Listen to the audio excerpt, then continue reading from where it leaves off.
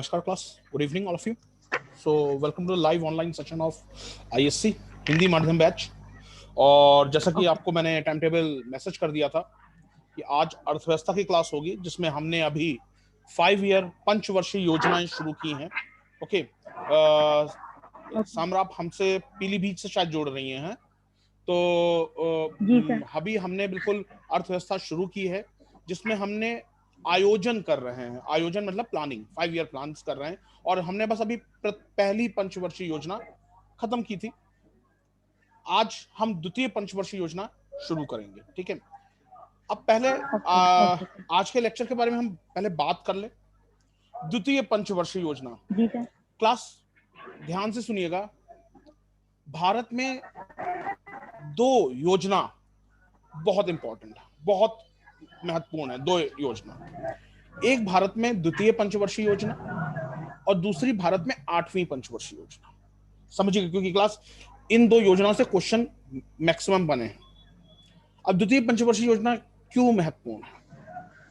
द्वितीय पंचवर्षीय योजना क्लास, ये योजना जवाहरलाल नेहरू, हमारे जो प्रथम प्रधानमंत्री, और पीसी महलनोबिस के एक तरीके की योजना पे आधारित थी। इन्होंने इस योजना को डिजाइन किया था, इसलिए द्वितीय पंचवर्षीय योजना को हम नेहरू महलनोबिस मॉडल भी कहते हैं। ठीक है, इस मॉडल में द्वितीय पंचवर्षीय योजना का पहले हम जो टाइम पीरियड देख लेंगे, 1956 से 1961 है, 5 साल की बनी थी। पहली पंचवर्षीय योजना जो कि 1951 से 1956 तक चली, बहुत ही सफल योजना थी। सरकार ने जो एक तरीके से टारगेट्स बनाए थे, लक्ष्य बनाए थे, अमूमन ये पहली पंचवर्षीय योजना उन लक्ष्यों को हासिल करने में काफी हद तक सफल रही थी। तो सरकार ने द्वितीय पंचवर्षीय योजना की महत्वाकांक्षी थोड़ा और बढ़ा दिया उन्होंने। द्वितीय पंचवर्षीय योजना में सरकार ने, जैसे कि पहले पंचवर्षीय योजना में सरकार ने बल दिया था किस पे? कृषि पे। द्वितीय पंचवर्षीय योजना में सरकार ने बल दिया आपके उद्योगों पे, और उद्योगों में बड़े उद्योगों पे, हैवी इंडस्ट्रीज, इंग्लिश में बोल लेते हैं हैवी इंडस्ट्रीज पे स्ट्रेस दिया गया। अब बड़े उद्योगों पे बल देने के पीछे सरकार के कारण थे। इसे अर्थव्यवस्था में, अब जो ये सब जो मैं पढ़ा रहा हूँ क्लास, ये मेंस है, पीसीएस मेंस, आईएएस मेंस। अर्थव्यवस्था में इसे निस्यंदन का सिद्धांत कहते हैं, या आम भाषा में टपकन का सिद्धांत, या इंग्लिश में ट्रिकल डाउन थ्योरी कहते हैं। निस्यंदन का सिद्धांत, टपकन का सिद्धांत, या ट्रिकल डाउन थ्योरी।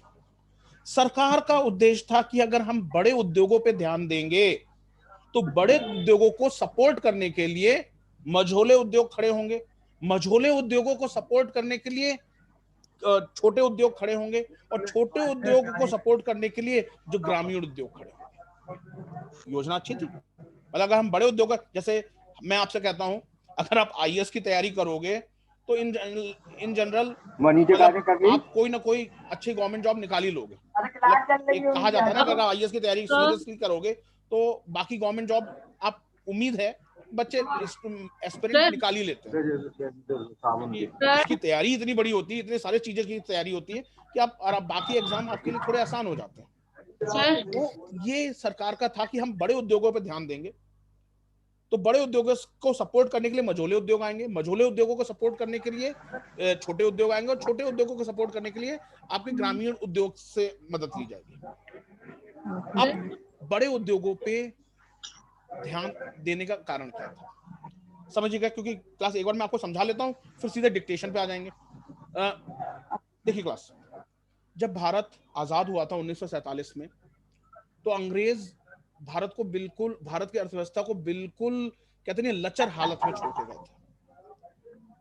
आज जैसे हमने आपको कल बताया था किसी एक लेक्चर में, सॉरी मैंने परसों इंग्लिश मीडियम के लेक्चर में बताया था, क्योंकि वहां भी इस समय प्लानिंग, वहां भी इस समय एक तरीके से बैंकिंग चल रही है इंग्लिश मीडियम के लेक्चर में। आप यूट्यूब पे देख सकते हैं हमारे इंग्लिश मीडियम का लेक्चर। तो उसमें मैंने आपको बताया था कि भारत इस समय, चाहे वो गेहूं हो, चाहे वो चावल हो, चाहे वो सब्जियां हो, चाहे वो फल हो, हम प्रथम 3 देशों में आते हैं जो इसका निर्यात करते हैं। We are among the first 3 highest producer of गेहूं, चावल और सब्जियां, फल। ये मतलब आज भारत का ये हाल है। और उस समय जब अंग्रेज भारत छोड़ के गए थे, हम इस खाद्यान्न के आयातक थे। हमारे पास इतने खाद्यान्न होता ही नहीं था, जबकि हम भारत 7वीं बड़े कंट्री है विश्व की, 7वां बड़ा देश है, तब भी हमारे के इतना खाद्यान्न नहीं होता था। तो जो भारत विदेश से जो खाद्यान्न लेता था, उसके बदले में अपना फॉरेन एक्सचेंज देता था, विदेशी मुद्रा देता था। जो विदेश जो हाँ जी sir, good evening sir. Good evening, good evening sir.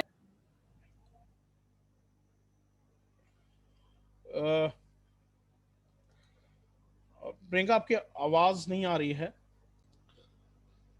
पहला, जब हम ये जो खाद्यान्न लेते थे तो हम अपना विदेशी मुद्रा भंडार देते थे, ठीक है, क्योंकि अंतरराष्ट्रीय व्यापार विदेशी मुद्रा भंडार में ही होता है। अंतरराष्ट्रीय व्यापार विदेशी मुद्रा भंडार में ही होता है, मतलब फॉरेन एक्सचेंज, फॉरेन आपके डॉलर्स में ही होता है अंतरराष्ट्रीय व्यापार, वहां रुपयों में नहीं होता अंतरराष्ट्रीय व्यापार। तो हमारे प्रधानमंत्री, पहले प्रधानमंत्री श्री जवाहरलाल नेहरू ने ये सोचा कि अगर हम, क्योंकि भारत में कोई मशीनें बनती ही नहीं थी, अंग्रेजों ने भारत में इंडस्ट्रीज खड़ी ही नहीं की कराई थी, उद्योग धंधे खड़े ही नहीं कराए थे, तो भारत आजाद के बाद हम जितनी मशीनरी लेते थे वो विदेशों से लेते थे, और उसके बदले में देते थे क्या? डॉलर, विदेशी मुद्रा भंडार। तो भारत के विदेशी मुद्रा भंडार धीरे धीरे धीरे फटाफट कम होता जा रहा था। खाद्यान्न में हम विदेशी मुद्रा भंडार का इस्तेमाल कर रहे थे, हम उद्योगों में विदेशी मुद्रा भंडार का इस्तेमाल कर रहे थे, वहां से मशीन लेकर के। तो जवाहरलाल नेहरू ने यह सोचा कि अगर हम बड़े उद्योगों को हम खुद लगाएंगे तो पहला चीज, हम अपना विदेशी मुद्रा भंडार बचा पाएंगे, क्योंकि हम चीज जो हम विदेश से मंगा रहे हैं वो हम खुद बना सकते हैं। जैसे आज भी हमारे इस समय के जो प्रधानमंत्री हैं, उन्होंने भी कहा आत्मनिर्भर भारत। तो अगर आप सपोज डाबर रेड पेस्ट कर रहे हो, मैं समझा रहा हूं, डाबर रेड पेस्ट कर रहे हो, डाबर इंडिया की कंपनी है, तो पैसा देश का देश में रहता है। बट यही अगर आप क्लोजअप या पेप्सोडेंट कर रहे हो, भले ये पेप्सोडेंट और क्लोजअप भारत में बनते हैं, पर इनका ब्रांड गाइस फॉरेन का है, ये ब्रांड फॉरेन के हैं। तो इसका सपोज अगर आप 50 रुपए का एक चीज खरीदते हो, तो 50 रुपए में सपोज 10 रुपए विदेश से बाहर, विदेश में चले जाते हैं, 40 रुपए भारत में रहेंगे। पर अगर डाबर का 50 रुपए खरीदोगे तो 50 का 50 यहीं पे रहेगा। तो यही चीज जवाहरलाल नेहरू ने तब सोची थी कि अगर हम बड़े उद्योगों को लगाएंगे तो हम अपना विदेशी मुद्रा भंडार बनाएंगे, पहला रीजन। दूसरा, बड़े उद्योगों को लगाएंगे तो मझोले उद्योग खड़े होंगे, मझोले उद्योग को सपोर्ट करने के लिए छोटे उद्योग खड़े होंगे, छोटे उद्योग को खड़े होंगे ग्रामीण उद्योग खड़े होंगे। इन तीनों उद्योगों में कौन काम करेगा? लोग काम करेंगे। तो लोगों को आपके एम्प्लॉयमेंट या आपके रोजगार मिलेगा, बेरोजगारी घटेगी, और जब बेरोजगारी घटेगी तो गरीबी भी हटेगी। तो एक रणनीति के तहत सेकेंड 5 ईयर प्लान में, द्वितीय पंचवर्षीय योजना में किसके ऊपर फोकस किया गया था? बड़े उद्योगों पर फोकस किया गया था। समझ में आ गया इस दूसरे पंचवर्षीय योजना का? क्योंकि ध्यान रखिएगा, नेहरू मेहलोनोबिस मॉडल बहुत पूछा जाता। समझ में आ गया? चलिए क्लास डिक्टेशन शुरू करते हैं। ओके, लिखे क्लास। द्वितीय पंचवर्षीय योजना, द्वितीय पंचवर्षीय योजना,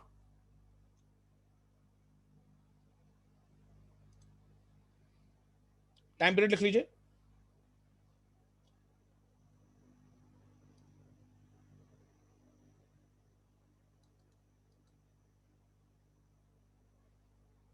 उन्नीस सौ छप्पन से 1961।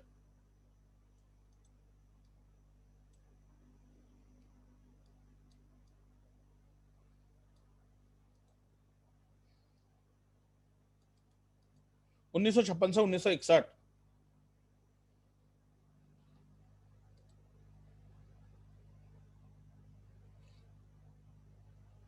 प्रथम पंचवर्षीय योजना के सफल होने के उपरांत, प्रथम पंचवर्षीय योजना सफल होने के उपरांत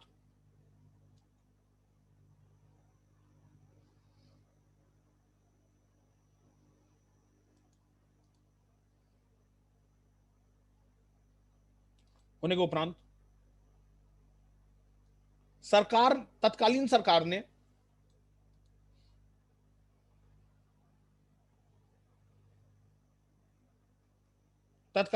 ने द्वितीय पंचवर्षीय योजना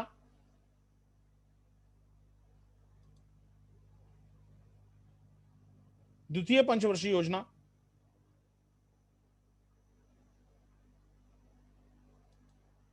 में द्वितीय पंचवर्षीय योजना में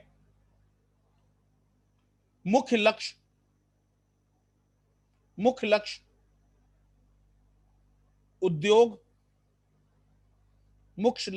उद्योग विशेषकर भारी उद्योग क्षेत्र बनाया। विशेषकर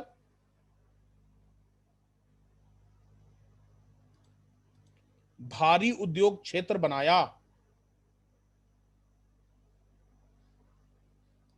विराम।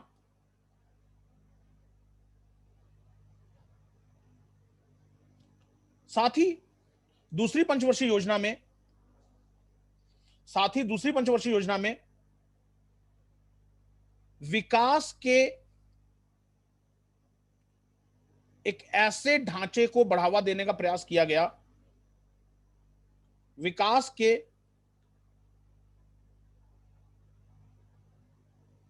एक ऐसे ढांचे को बढ़ावा देने का प्रयास किया गया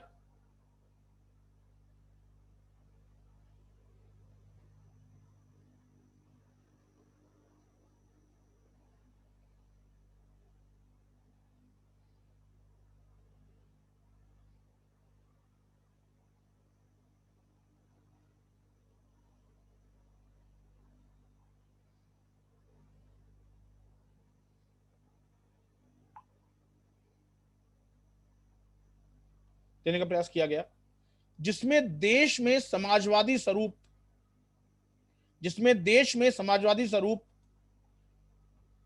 के समाज का निर्माण हो सके। देश में समाजवादी स्वरूप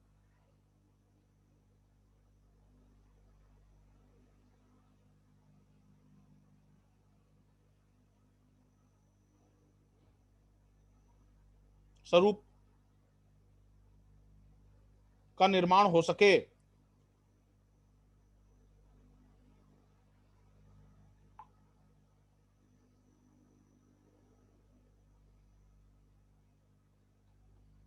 विराम। लिखिए नेक्स्ट लाइन।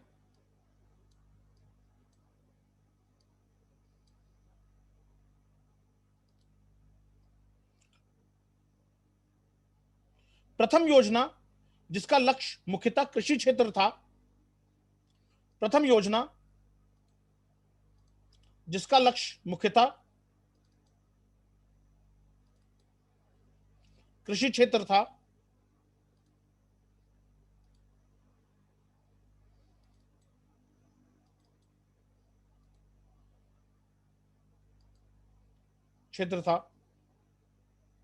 से अलग यह योजना का मुख्य केंद्र बिंदु यह योजना का मुख्य केंद्र बिंदु औद्योगिक उत्पादों का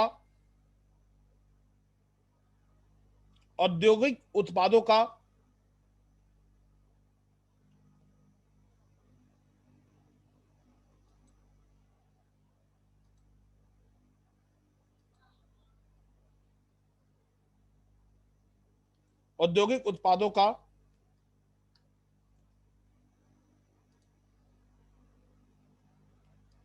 घरेलू विनिर्माण करना था।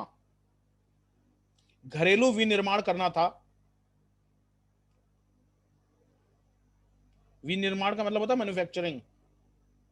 विनिर्माण करना था तथा इसके साथ ही सार्वजनिक क्षेत्र की वृद्धि करना था।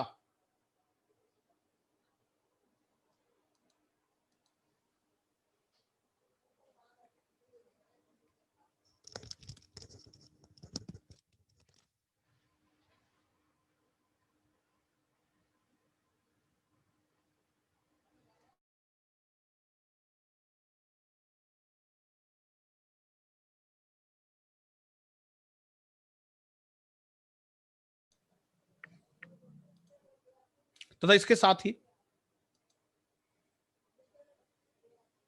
ही सार्वजनिक क्षेत्र की वृद्धि करना था। सार्वजनिक क्षेत्र की वृद्धि करना था, क्षेत्र की वृद्धि करना था।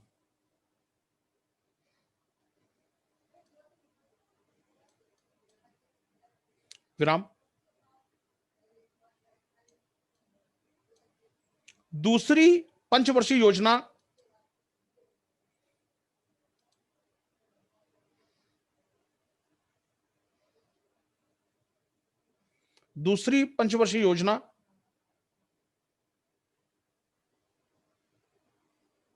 में आर्थिक विकास का मॉडल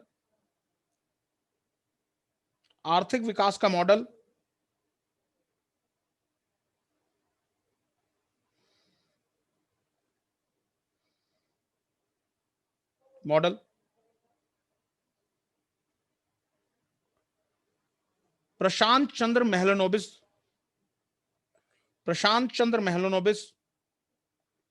और श्री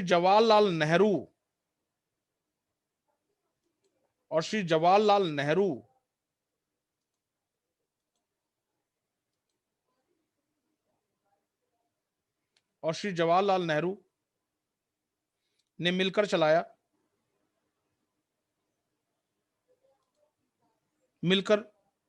बनाया।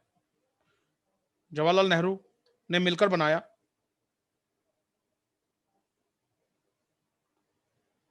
अतः दूसरी पंचवर्षीय योजना को नेहरू महलनोबिस मॉडल के रूप में भी जाना जाता है। नेहरू महलनोबिस मॉडल के रूप में भी जाना जाता है।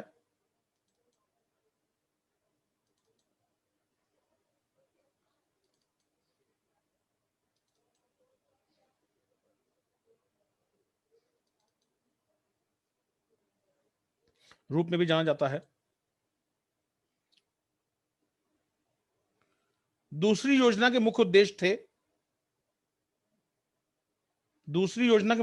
थे नंबर एक,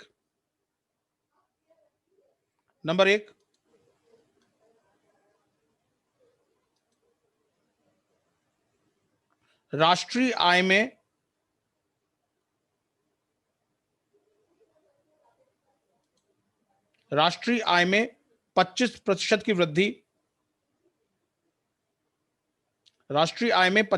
की वृद्धि। नंबर दो, बुनियादी तथा भारी उद्योगों के विकास पर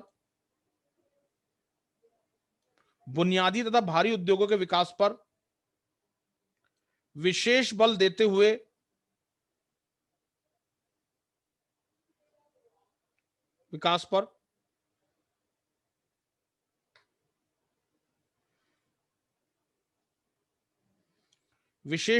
हुए तीव्र औद्योगिकीकरण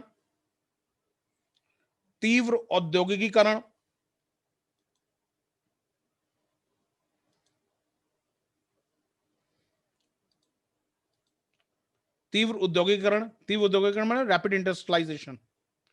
तीव्र औद्योगिकीकरण,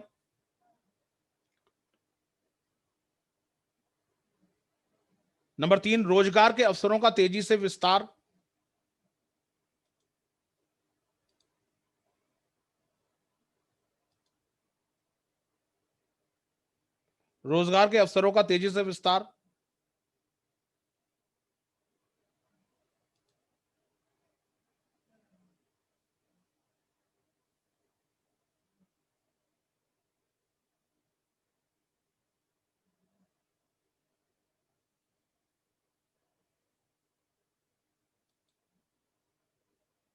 नंबर 4, आय एवं संपत्ति में असमानताओं को कम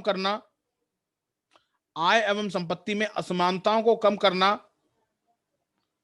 तथा आर्थिक अधिकार का समान वितरण।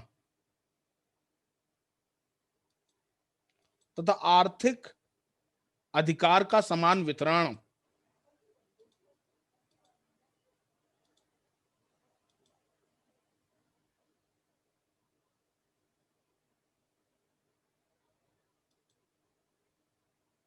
अधिकार का समान वितरण।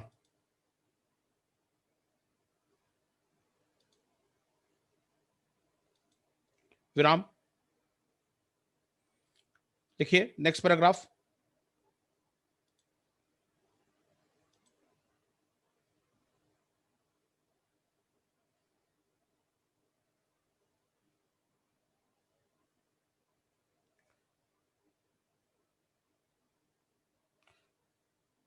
द्वितीय पंचवर्षीय योजना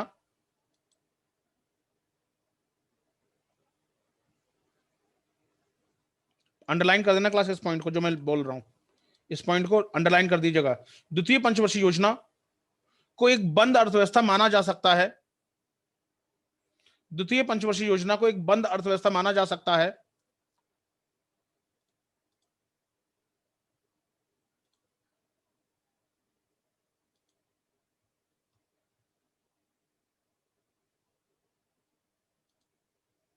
एक बंद अर्थव्यवस्था माना जा सकता है जिसमें कि योजना का मुख्य लक्ष्य, जिसमें कि योजना का मुख्य लक्ष्य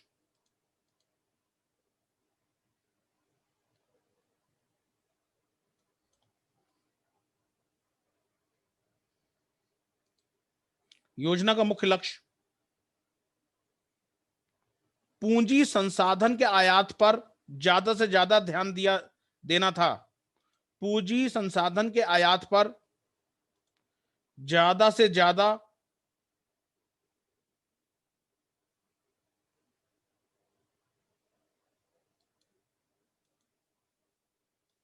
ध्यान देना था।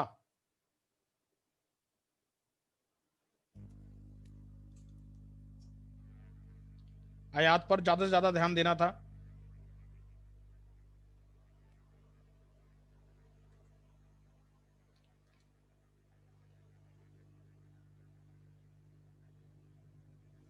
विराम।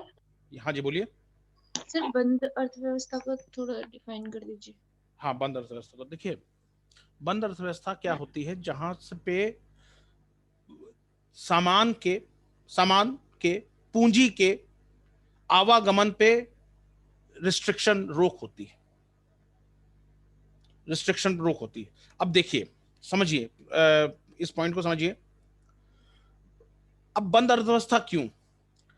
क्योंकि अगर खुली अर्थव्यवस्था कर लेते तो विदेशी सामान के आगे भारत का सामान टिक ही नहीं सकता था। तो इन्होंने क्या किए समझिएगा, मैंने आपको बताया ना, दो भारतीय अर्थव्यवस्था में दो 5 ईयर प्लान, दो पंचवर्षीय योजना अति महत्वपूर्ण है। दूसरी और आठवीं, दूसरी ने भारत के गेट्स क्लोज कर दिए, दूसरी ने भारत के गेट्स क्लोज कर दिए, और आठवीं ने भारत के गेट्स एक बार फिर से ओपन कर दिए। आठवीं पंचवर्षीय योजना नरसिम्हा राव और मनमोहन सिंह मॉडल, जिसमें फॉरेन डायरेक्ट इन्वेस्टमेंट, विदेशी प्रत्यक्ष निवेश, फॉरेन इंस्टीट्यूशनल इन्वेस्टर्स, विदेशी संस्थागत निवेशकों को भारत में बुलाया गया। उसी का तो फायदा हम और आप ले रहे हैं। भारत में आज जितने फॉरेन कंपनियां हैं, जैसे LG, Reebok, Adidas, McDonald, Pizza Hut, Domino's, hyundai, Suzuki, ये सब 1992-91 के बाद ही तो आई हैं। तो 1991 से भारत एक खुली अर्थव्यवस्था बन गया, और 1956 में भारत को पहले पैरों पे खड़े करने के लिए इन्होंने बंद अर्थव्यवस्था बनाया। अब आप क्वेश्चन उठाओगे, आपके दिमाग में आएगा कि भारत को बंद अर्थव्यवस्था से पैरों पे कैसे बन जाएगा, खड़े हो जाएगा। भाई सिंपल बात है, देखो क्लास, एक चीज समझो। सपोज ऐसा कभी, मतलब भगवान ना करे, खुदा ना करे, ऐसा कभी हो सपोज सरकार ये कह दे कि सिविल सर्विसेज के एग्जाम की कोई गाइडेंस नहीं मिलेगी, मतलब अलाउ ही नहीं है सिविल सर्विस एग्जाम की गाइडेंस, तो फिर आप लोग क्या करोगे? खुद पढ़ोगे, खुद पढ़ोगे। तो वही सरकार ने किया। सरकार ने कहा कि अगर हम रोक नहीं लगाएंगे तो बाहर से सामान आता जाएगा, और बाहर से सामान आता जाएगा तो हम कभी बना ही नहीं पाएंगे। तो इन्होंने क्या किया, इन्होंने भारत के गेट्स क्लोज कर दिए, भारत के गेट्स क्लोज कर दिए, तो बाहर से सामान नहीं आता था। तो फिर मजबूरन क्या होता था, जो देश में बन रहा है सामान आपको, तो अच्छी भी बात है।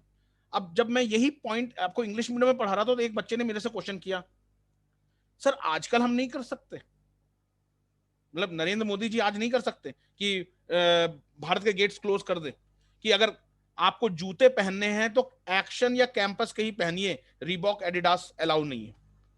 तो उसका आंसर है आज नहीं कर सकते। क्यों? क्योंकि आज भारत डब्ल्यूटीओ का मेंबर है,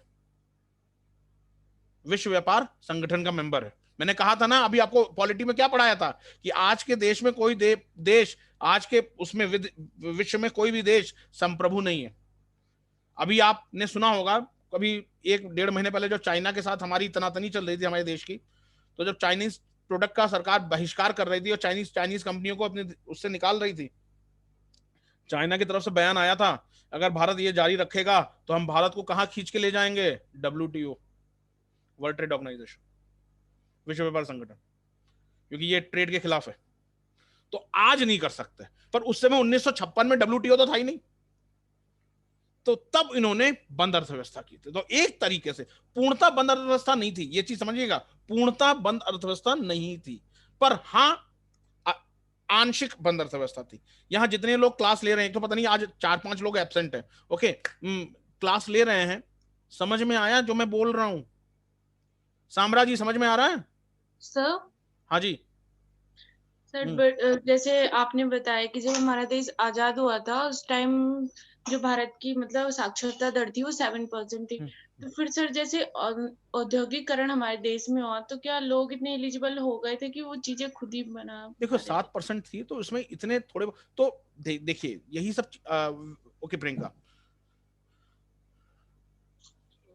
आपको मैंने पहली पंचवर्षीय योजना में आपको मैंने बताया कि आईआईटी के ऊपर ध्यान शुरू हो चुका था, ओके, इंजीनियरिंग कॉलेजेस इतने परसेंट थे कि भाई उसमें पॉपुलेशन भी तो कम थी, आज की तरह बड़ी पॉपुलेशन भी नहीं थी, और जो इन उद्योगों में जो लगने वाले थे वो मोस्टली लेबर्स लगने वाले थे, तो लेबर्स में कोई उद्योग, कोई उतनी शैक्षिक योग्यता, धीरे तभी तो सरकार ने एक साथ कई मुद्दों पे एक तरीके से ध्यान दिया। सरकार के आगे बहुत बड़ी चुनौतियां थी, आजाद हुआ है, गरीबी से है, और फिर आपके जैसे ही तीसरी पंचवर्षीय योजना शुरू होती है, चाइना के साथ युद्ध हो जाता है 1962 में, तीसरी पंचवर्षीय योजना, फिर उसके 3 साल बाद पाकिस्तान के साथ युद्ध हो जाता है, हालत बिल्कुल खराब हो गई थी अर्थव्यवस्था की भारत की। क्लास मैं यहां आपको बिल्कुल एक एक चीज पढ़ा के रख दूंगा, अब आपके ऊपर है, आप उसे एग्जाम मतलब एग्जाम की चीजें क्लास नोट से ही आएंगी, ओके। लिखिए क्लास, लिखिए नेक्स्ट लाइन।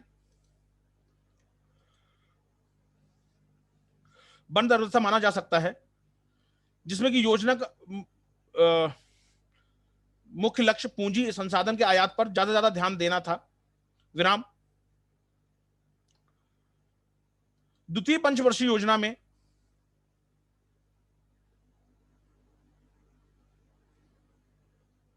द्वितीय पंचवर्षीय योजना में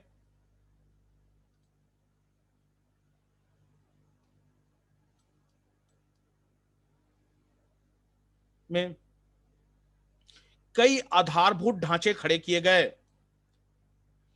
कई आधारभूत ढांचे खड़े किए गए, जैसे कि ओडिशा में राउरकेला, ओडिशा में राउरकेला, तत्कालीन मध्य प्रदेश में भिलाई, आज छत्तीसगढ़ में है, तत्कालीन मध्य प्रदेश में भिलाई आज छत्तीसगढ़ में है, ध्यान रखिएगा भिलाई आज छत्तीसगढ़ में है। पश्चिम बंगाल में दुर्गापुर, रिपीट कर दीजिए। तत्कालीन तत्कालीन मध्य प्रदेश में भिलाई, आज ध्यान रखिएगा छत्तीसगढ़ में है भिलाई। पश्चिम बंगाल में Durgapur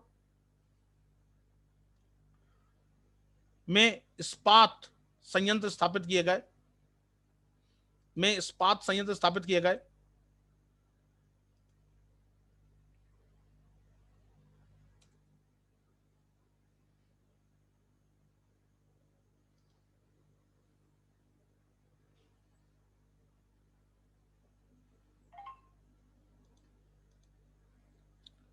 integral coach factory, integral INTEGRAL, integral coach factory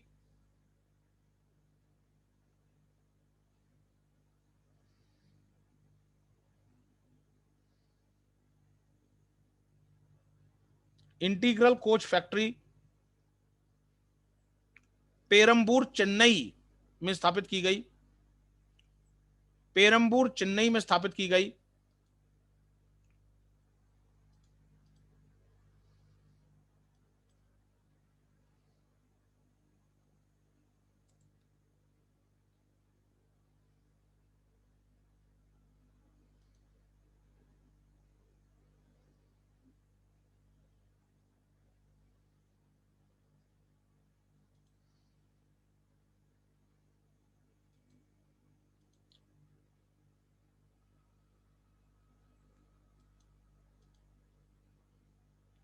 विराम। देखिए,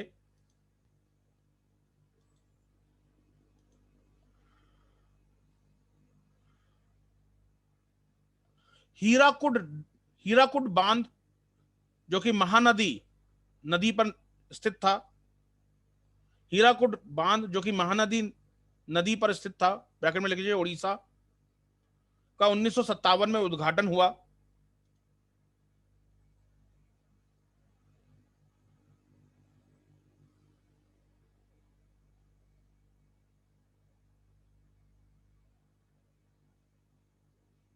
उन्नीस में उद्घाटन हुआ।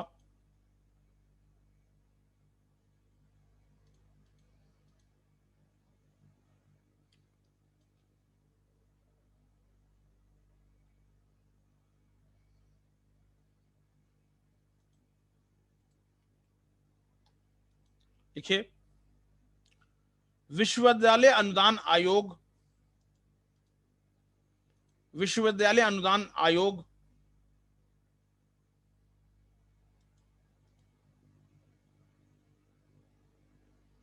आयोग को 1956 में विधिक दर्जा दिया गया,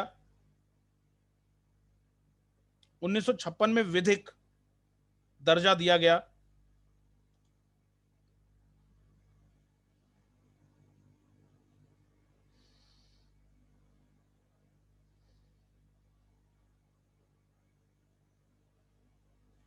विराम। 1957 में एक प्रतिभा खोज,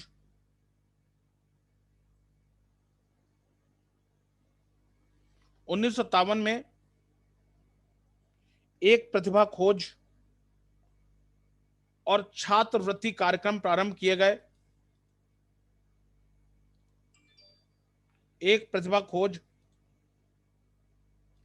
एवं छात्रवृत्ति कार्यक्रम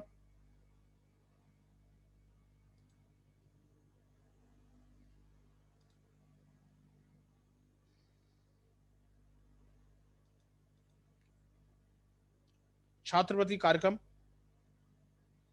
प्रारंभ किए गए, जिसका उद्देश्य प्रतिभाशाली युवा छात्रों की खोज करना था।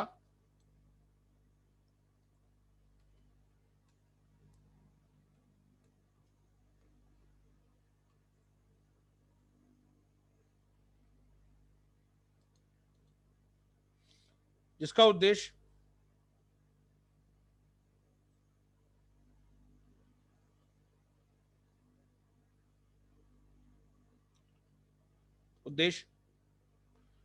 प्रतिभाशाली युवा छात्रों की खोज करना था। विराम। द्वितीय पंचवर्षीय योजना में ही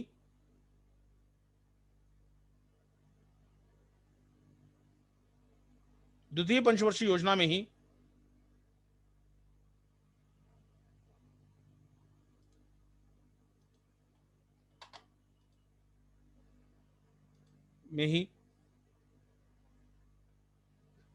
चार भारतीय प्रौद्योगिकी संस्थान, चार भारतीय प्रौद्योगिकी संस्थान स्थापित किए गए, भारतीय प्रौद्योगिकी संस्थान स्थापित किए गए।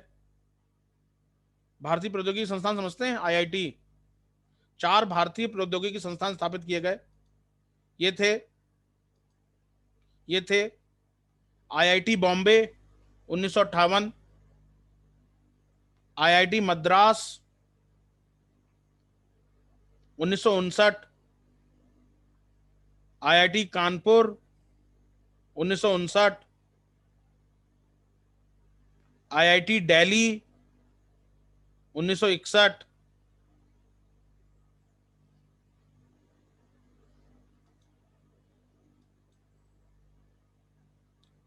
दिल्ली 1961। लिखिए। अच्छा, एक प्रश्न आप लोगों से है, आज देश में कितने भारतीय प्रौद्योगिकी संस्थान हैं? जीके है, जीएस। कितने आईआईटी हैं भारत में आज? लिखिए। आज भारत में कुल, आज के समय में ब्रैकेट में लिख लीजिए, आज के समय में भारत में कुल 23 आईआईटीज हैं। आज के समय में भारत में कुल 23 आईआईटी हैं, 23। आज के समय में 23 आईआईटी हैं। ठीक है। और आपको मैं पहले बता चुका हूं, भारत का पहला आईआईटी कहां खुला था? यस प्रियंका, भारत का पहला आईआईटी कहां खुला था? Harishankar, Swati, Kharagpur. Very good, excellent. Kharagpur, पहला, भारत का पहला आईआईटी खड़गपुर में हुआ था, पश्चिम बंगाल, खड़गपुर, खड़गपुर, पश्चिम बंगाल, 1951।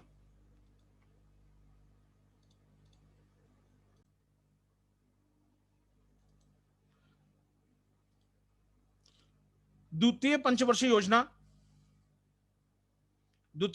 योजना में कृषि विकास, बिजली और सिंचाई, बिजली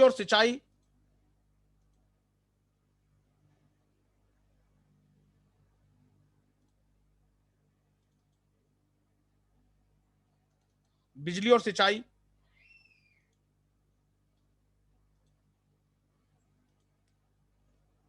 सामाजिक सेवाओं और संचार और परिवहन पर भी ध्यान दिया गया। सामाजिक सेवाओं एवं संचार और परिवहन पर भी ध्यान दिया गया।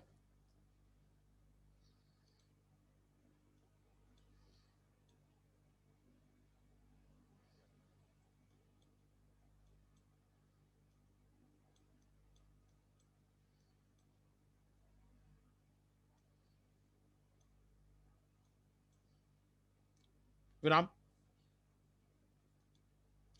द्वितीय पंचवर्षीय योजना में लक्ष्य वृद्धि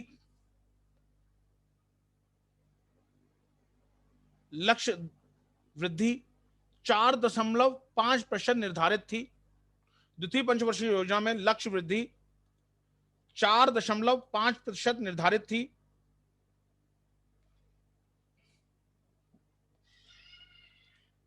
.5% निर्धारित थी। हालांकि वास्तविक लक्ष्य 4.27% हासिल हुआ। वास्तविक लक्ष्य 4.27% हासिल हुआ।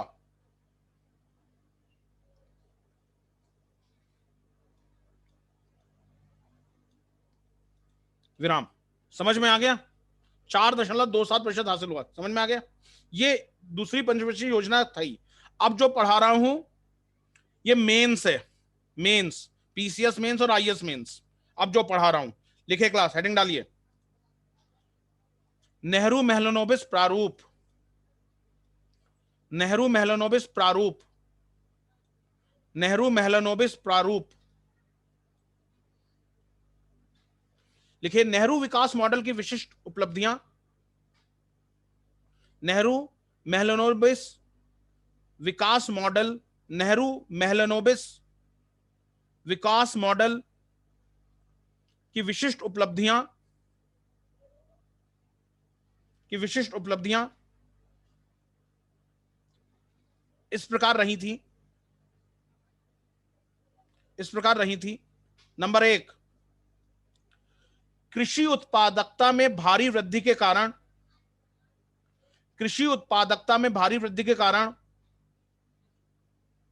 उर्वरक व तकनीकी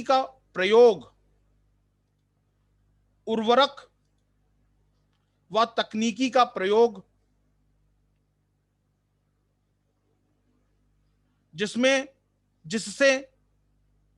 जिससे देश में खाद्यान्नों में आत्मनिर्भरता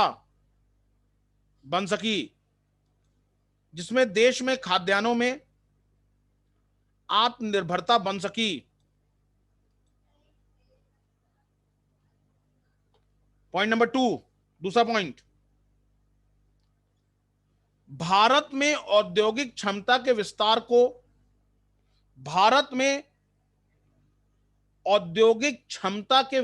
को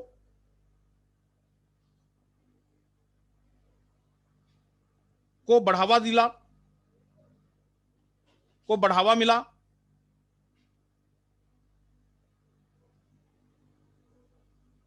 साथ ही कामगार व सार्वजनिक क्षेत्र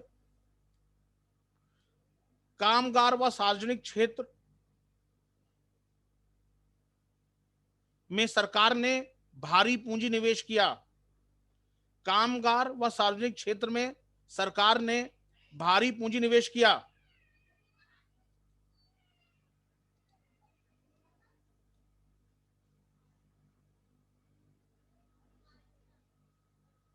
नंबर 3,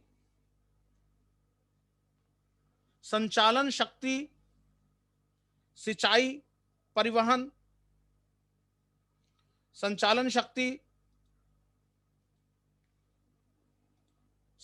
परिवहन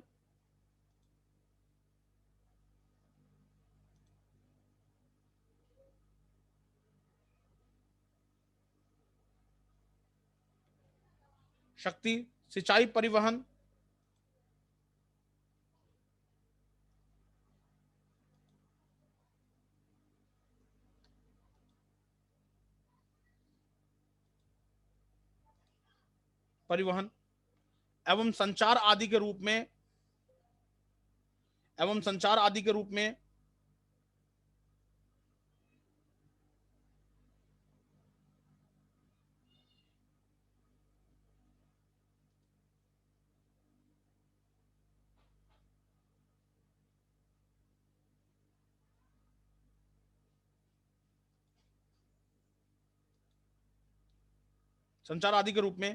आर्थिक अवसंरचना का विकास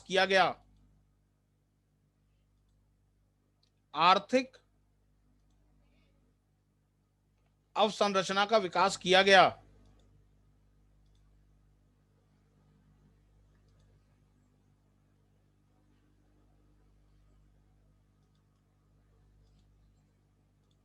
विराम। नेक्स्ट, आधुनिक औद्योगिक ढांचे को चलाने हेतु, फोर्थ पॉइंट है, आधुनिक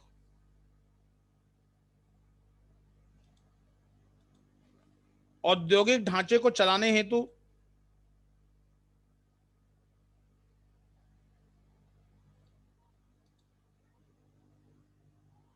विकास एवं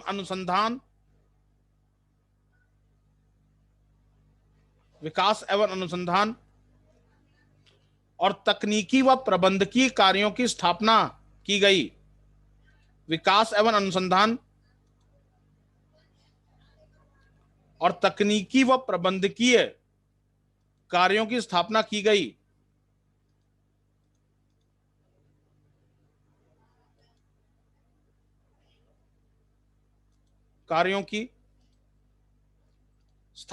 गई। विराम।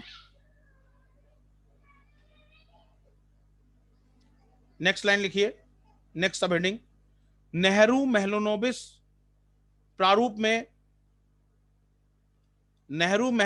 प्रारूप में औद्योगिकीकरण पर बल देने के कारण नेहरू महलनोबिस प्रारूप में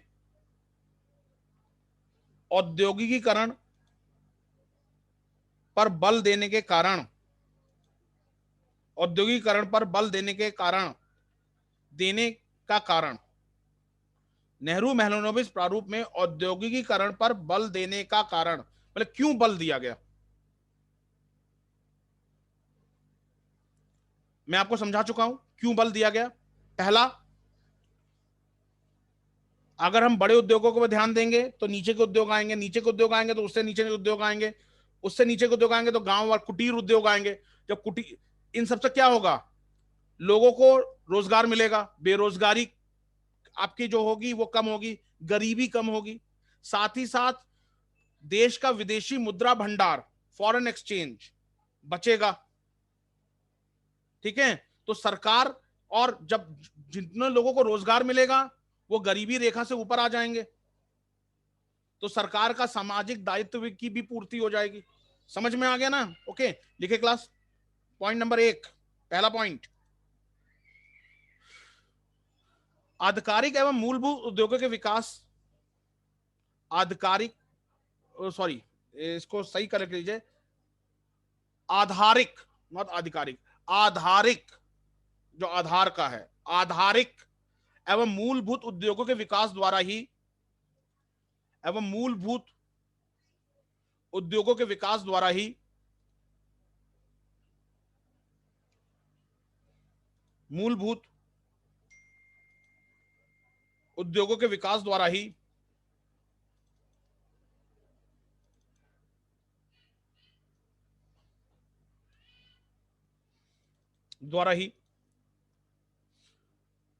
तीव्र औद्योगिकीकरण को प्राप्त किया जा सकता है, तीव्र औद्योगिकीकरण को प्राप्त किया जा सकता है, तीव्र औद्योगिकीकरण को प्राप्त किया जा सकता है,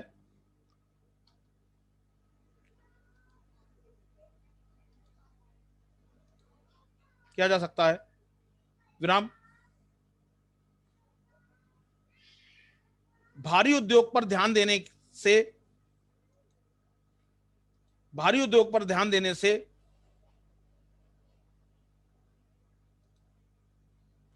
आगामी विकास की पृष्ठभूमि, आगामी देश के आगामी विकास की पृष्ठभूमि तैयार हो सकी, देश के आगामी विकास की पृष्ठभूमि,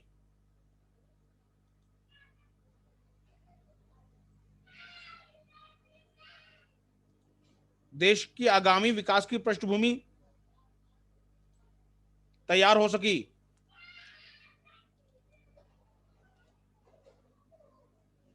नंबर 2, पॉइंट नंबर 2, औद्योगिक क्षेत्र के विकास से, औद्योगिक क्षेत्र के विकास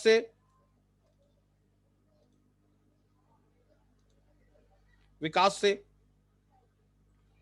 अर्थव्यवस्था के अन्य क्षेत्रों को मदद मिलती है, अर्थव्यवस्था के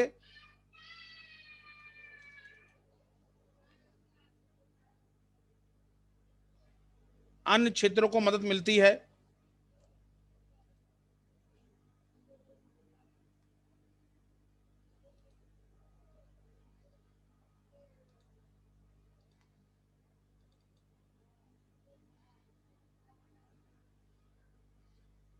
क्षेत्रों को मदद मिलती है। जैसे औद्योगिक क्षेत्र में कृषि जन्य वस्तुओं की मांग तो बढ़ाती है,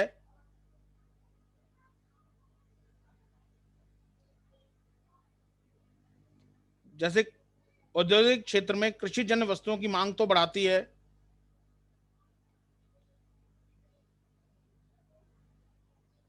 साथ ही साथ ही साथ साथ ही साथ कृषि विकास के लिए भी, साथ ही साथ कृषि विकास के लिए भी कृषि से संबंधित उद्योगों का विकास होता है, साथ ही साथ कृषि विकास के लिए भी कृषि से संबंधित उद्योगों का विकास होता है। उदाहरण के लिए ट्रैक्टर, उत्पादन, फर्टिलाइजर उत्पादन, उर्वरक, उदाहरण के लिए ट्रैक्टर उत्पादन, उर्वरक उत्पादन इत्यादि।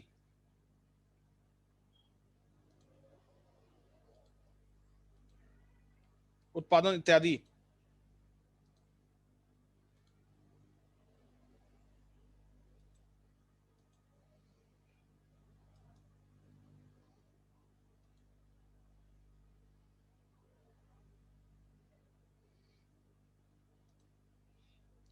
नेक्स्ट, कृषि पर जनसंख्या की निर्भरता थोड़ी कम करने हेतु, कृषि पर जनसंख्या की निर्भरता थोड़ी कम करने हेतु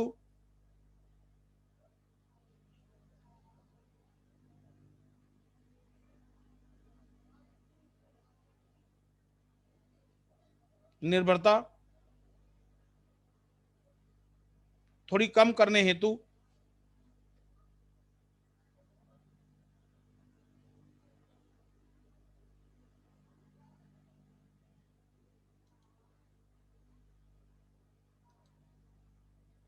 करने हेतु औद्योगिक विकास आवश्यक था।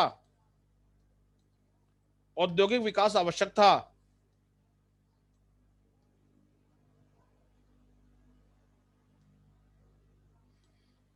नेक्स्ट पॉइंट, 1956 में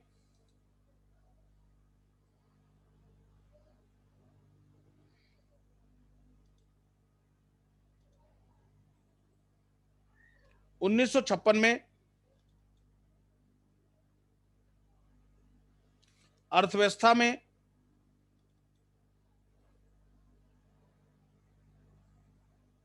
1956 में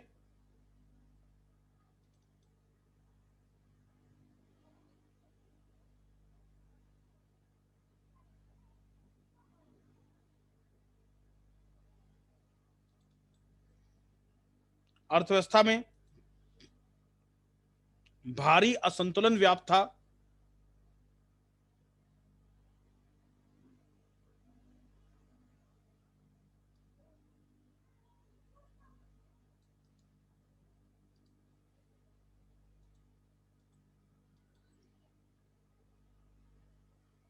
भारी असंतुलन व्याप्त था।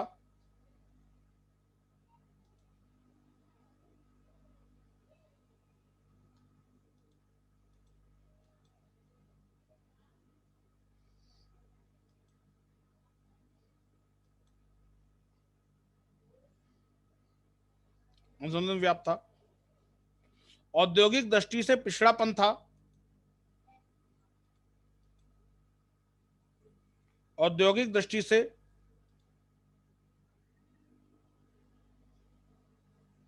पिछड़ापन था।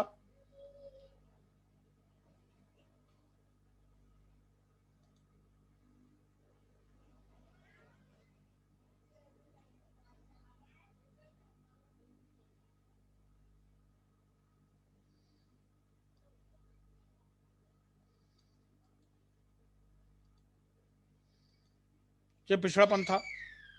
इसलिए नए उद्योगों की स्थापना, इसलिए नए उद्योगों की स्थापना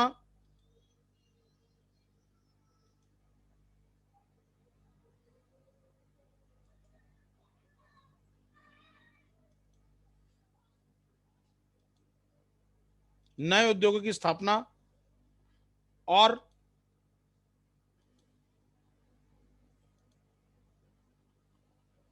और विद्यमान उद्योगों का विकास एवं विस्तार आवश्यक था। विद्यमान उद्योगों का विकास एवं विस्तार आवश्यक था।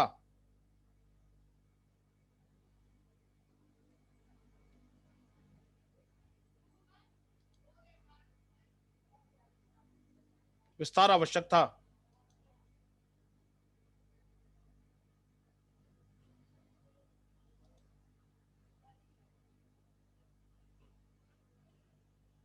इसके लिए उत्पादन तथा तकनीकी क्षमता को, इसके लिए उत्पादन तथा तकनीकी क्षमता को बढ़ाने हेतु, इसके लिए उत्पादन तथा तकनीकी क्षमता को बढ़ाने हेतु औद्योगिकीकरण की नीति को अपनाना आवश्यक था। इसके लिए उत्पादन तथा तकनीकी क्षमता को बढ़ाने हेतु औद्योगिकीकरण की नीति को अपनाना आवश्यक था। औद्योगिकीकरण की नीति को अपनाना आवश्यक था।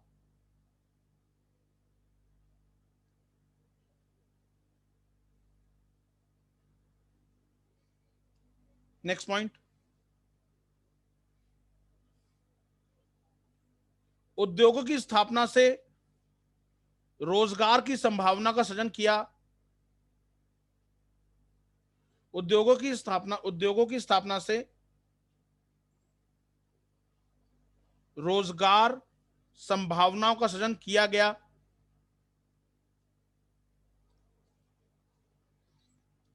और साथ ही साथ प्रति व्यक्ति उत्पादकता भी बढ़ाई गई। और साथ ही साथ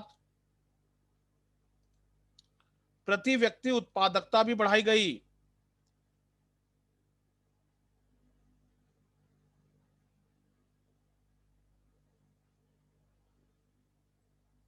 प्रति व्यक्ति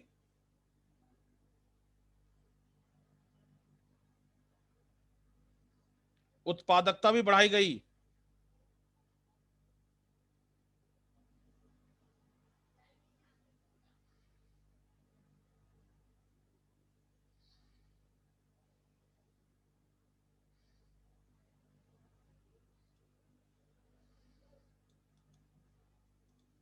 नेक्स्ट पॉइंट,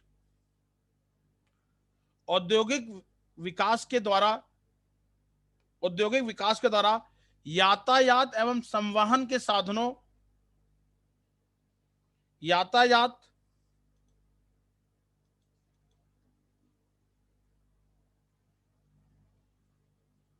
एवं संवहन के साधनों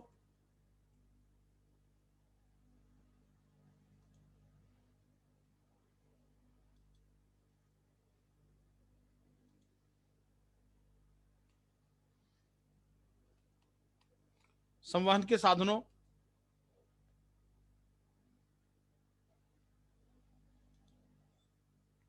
और शक्ति के उत्पादन को भी गति प्रदान की जा सकी। और शक्ति के उत्पादनों को भी गति प्रदान की जा सकी।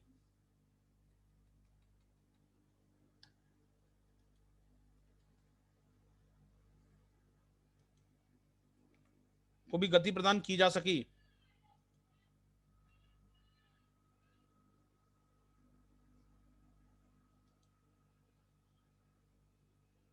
विराम।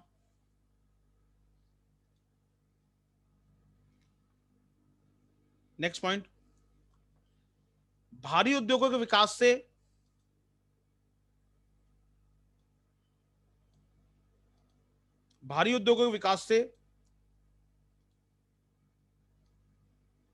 भारत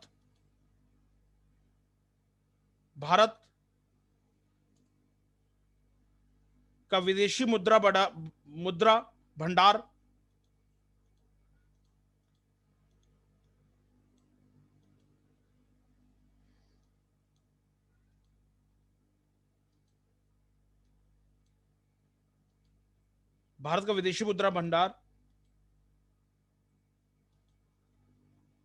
बढ़ सका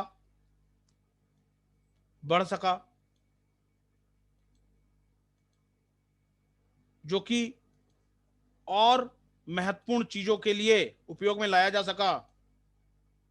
जो कि और महत्वपूर्ण चीजों के लिए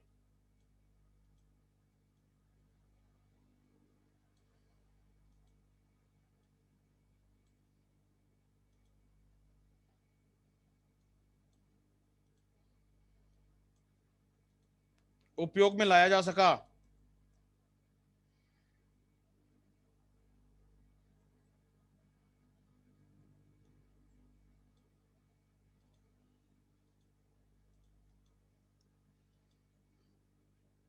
विराम।